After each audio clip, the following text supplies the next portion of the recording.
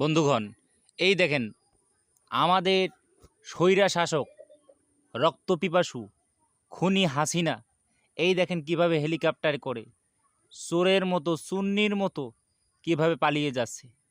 তুমি দেশের মানুষকে ফাঁকি দিয়ে পালিয়ে যাচ্ছ, কিন্তু আল্লাহর আদালতে কি জবাব দেবে? হে তুমি খুনি হাসিনা, তুমি দেশের মানুষের জন্য কি করেছো?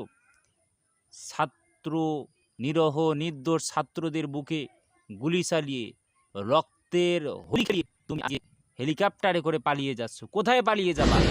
দুনিয়ার বুকে পালিয়ে যাবে।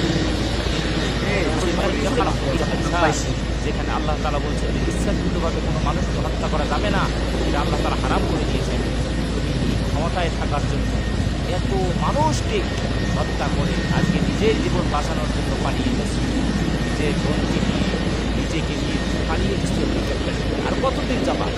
কত দূর যাবা? ভারতে যাবা, আমেরিকায় যাবা, বিভিন্ন দেশে যাবা, কিন্তু যেদিন তোমার মরণ হবে সেদিন কোথায় পালাবা?